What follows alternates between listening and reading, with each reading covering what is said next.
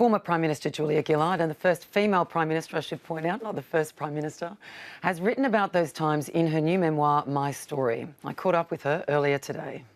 Julia Gillard, welcome to The Drum. Thank you. Great to be here. First of all, there's two real themes in the book when you talk about yourself. The first is resilience. You repeat words like unbreakable, I'm not going to let the pressure show, I had to harden my heart. But then you questioned whether you should have felt more. Is it even possible to in that position? I honestly don't know, and I kind of posed the question and muse about it in the book. My feeling was, number one, that if I exhibited too much emotion, that as a woman would be judged very harshly, not only in relation to me, but in relation to women's capacities generally. Women can't take it. I thought that kind of conclusion was always very, very close. In the toughest of circumstances, on the hardest of days, in the most difficult of moments, that a woman could take it without cracking under the pressure. Indeed, a woman could take it with more resilience than a lot of men have taken that moment in their political careers. I thought that was important. But I do query whether the toughing it out, hardening of the heart, was one of the things that kind of showed in my engagement, not so much with individuals, with the Australian public when I met them, because I always, was happy to have a chat and felt comfortable doing that, but in the media engagements where the posture, I think, became more and more defensive over time. Right. The second thing that you talk about is purpose. Why it was difficult to get your party to articulate its purpose over this period. How could you not be the midwife of the Labor Party's purpose as you wish to be? I didn't get enough time is really the short answer. It's a short time to lead your party, and I led it during a turbulent period. And with the internal destabilisation that was happening within Labor, the thing that deeply concerned me about that is that our prism about leadership was coming down ever more narrowly to, who's up, who's down in polls, rather than who's got the capacity to lead a party that should be defined by purpose. But let's talk about Kevin Rudd. You talk about him a lot in the book. It seems the two of you are locked in some kind of eternal dance or nightmarish dance, like your narrative matching his or not matching his. Will it not ever be thus? You will always disagree. He's called your work a book of fiction. Well, I don't feel trapped in it. And in terms of writing the book, I certainly had to make some decisions about what I would say about colleagues and people in politics with me, and most particularly what I would say about Kevin. And I wanted to be factual and accurate and recorded. I didn't want it to dominate the book, and in answering the two big questions in the book, how did I do it? The resilience story. Why did I do it? Kevin inevitably appears in both of those sections, but predominantly in the first, because to explain resilience, I needed to explain the circumstances in which that resilience was required, and the internal destabilisation was part of that. And in the book you talk about, I didn't enter Parliament with any ambitions for the leadership. Is that a necessary protestation?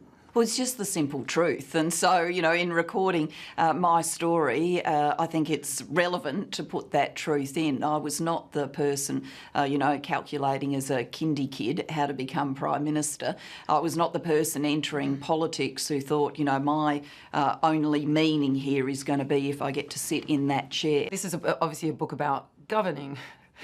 And about making compromises where you have to, where you don't want to. Which were some of those that you were less comfortable with? The decision to make Peter Slipper Speaker of the Parliament. So that's not a policy issue, but something arising from the circumstances of minority government. But I did also see the merits of Peter Slipper's ability to be Speaker, to actually control the chamber, and the political merits for the government given our minority status.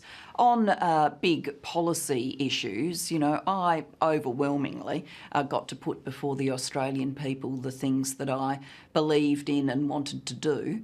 Yes, of course, you needed to work with others, and for most Prime Ministers that's true. It's true for our current Prime Minister, who has a Senate that he needs to work with, and so there are, compromises, collateral arrangements made to secure legislation, but I was never in the position where I thought, what I am putting forward now I'm not supportive of or deeply uncomfortable with. It wasn't like that.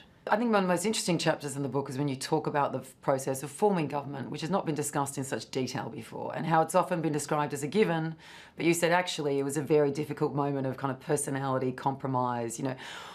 What were the key factors at play for you in negotiating and finally breaking through on that?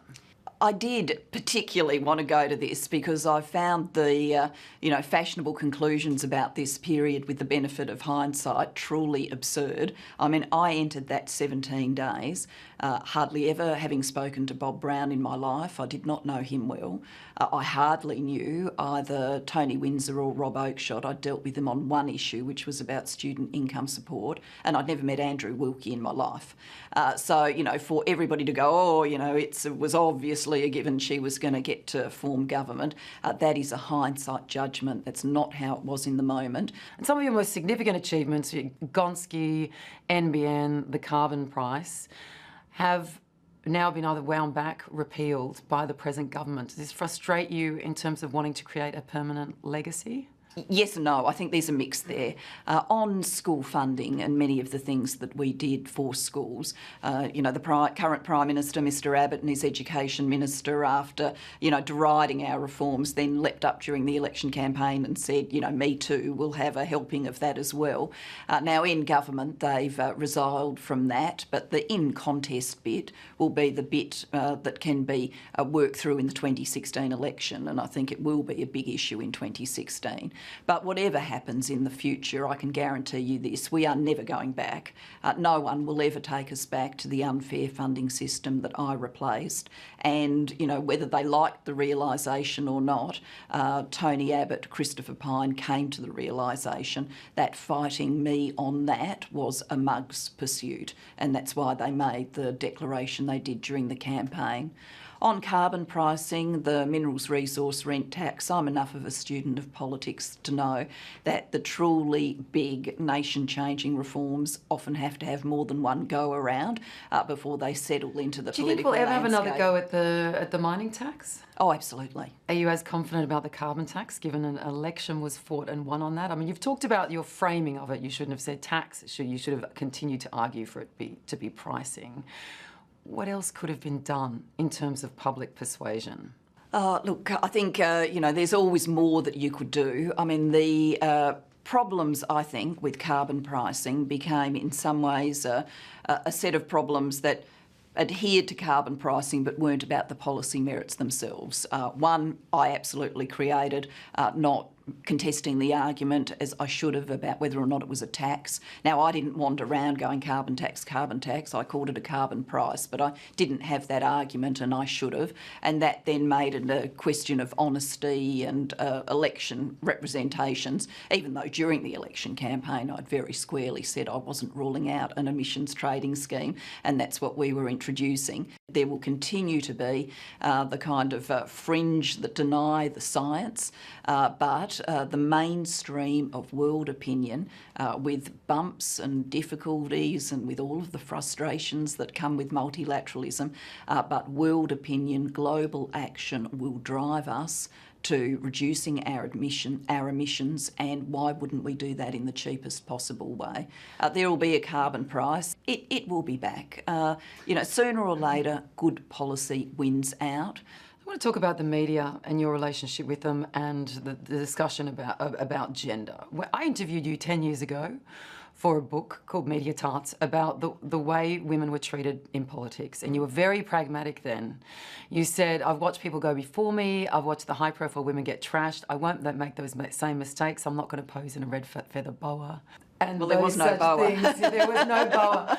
When did that pragmatism crack? I mean, you said the media had no rules when it came to you. I did watch, I must admit, with an eyebrow raised at some of Tony Abbott's first press conferences as Prime Minister, as the press gallery pack took a respectful step back, referred to him as Prime Minister. It was a very long period of time before there was anything that looked like a press conference where the press pack was trying to apply apply anything that it might amount to real pressure. It was a different set of engagements. Now, people would say that's not gender, it's because of how I got there. The press pack felt they'd missed the story, so they were always going to be more alive to what's happening with me and Labor internals, and some of that is true as well. Let me ask you this. So there's something, you write in your book, common sense would tell you if school children filed into a classroom every day, instead of saying good morning Miss Smith to the teacher said good morning fat ugly dumb bitch, that would impact on their levels of respect for the woman in the front of the class.